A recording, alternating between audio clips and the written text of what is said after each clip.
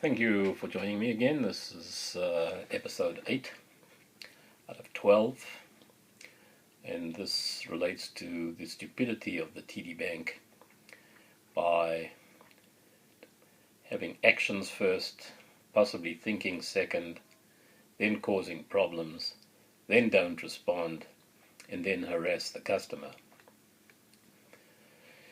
This is what the TD will do. They'll send out annoying letters that make no sense by incompetent staff that do not bother checking their computers first before sending out mail, and thus alienating clients, as can be seen by some of the following incidents.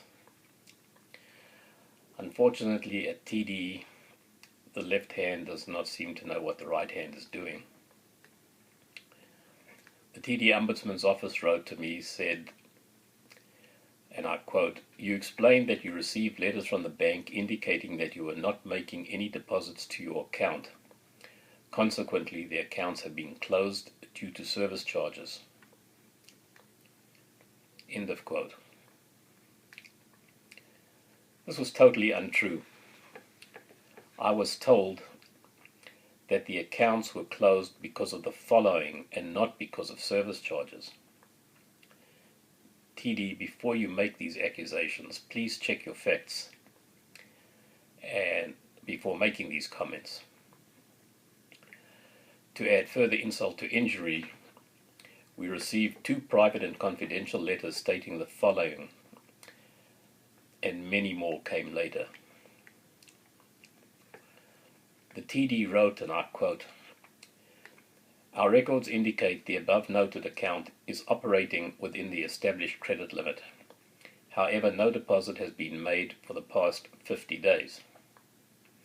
Under the terms of your small business banking credit agreement, you have agreed to provide at least 1 deposit to your business account during any 35-day period in order to ensure that you retain continued use of this facility. A deposit is required to the above-noted business account within 10 days of the date of this letter.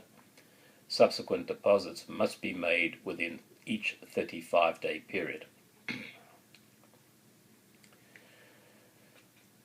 The TD Bank was fully aware that this account had been garnished. So I'm asking the TD, please tell me how one makes such a deposit to an account that has been garnished. It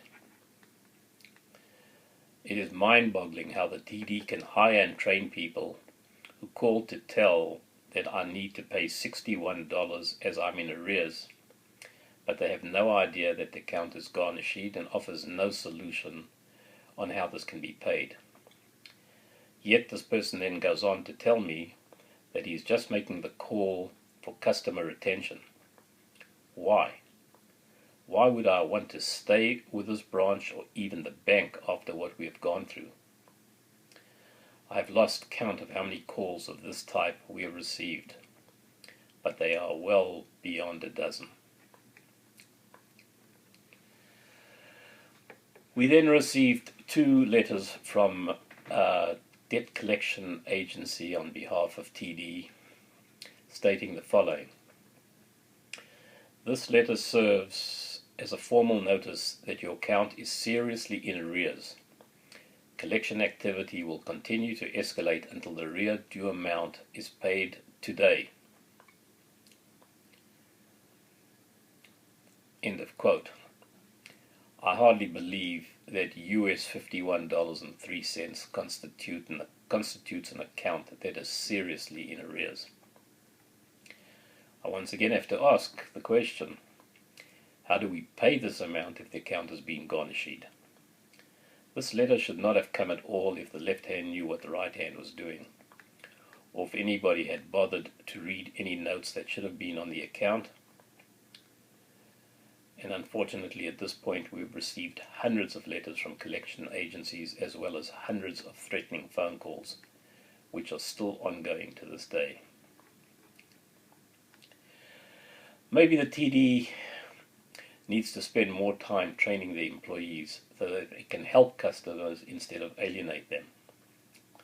The banking industry as well needs to be reformed quickly. They've become so big and powerful, it is very hard to control them. They can demand anything they want and can destroy people's businesses without caring. In order for businesses to grow and expand, banks should grow their businesses together with their customers and not against them.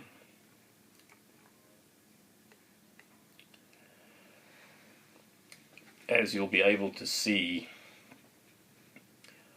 on day 8 of our website,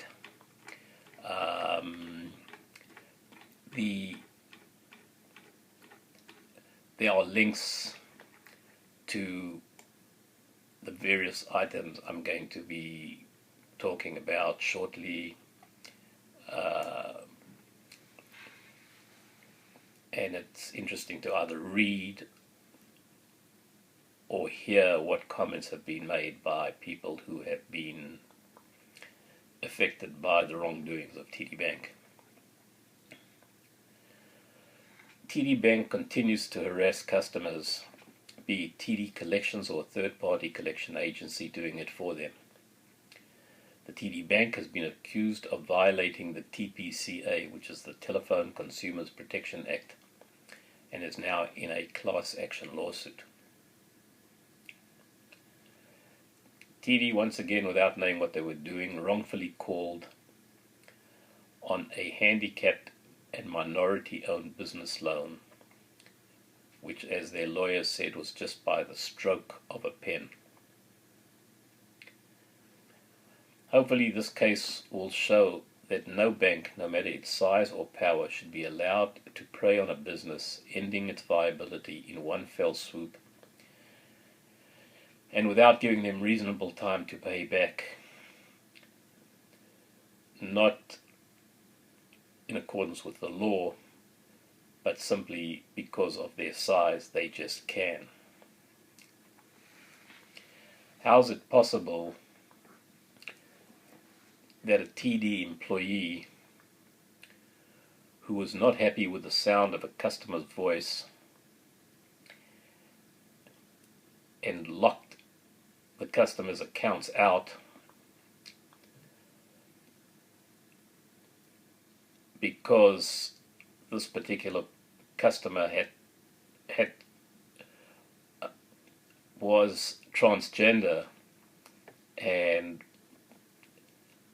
I assume that the employee, not matching the name with the voice, made the assumption and decided to close the account or lock out the account.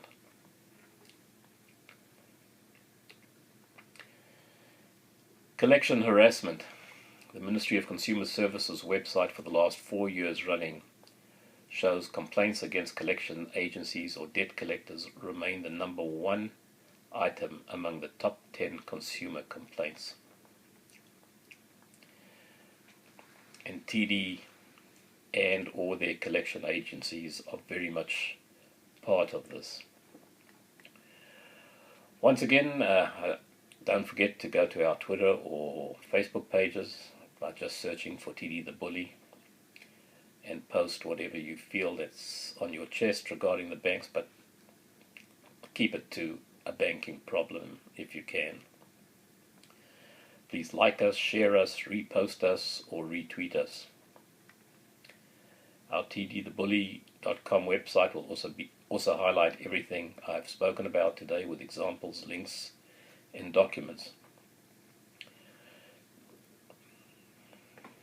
If you want to see what was discussed in this episode, please go to page 8 of the website, and thanks again for watching, and we'll see you again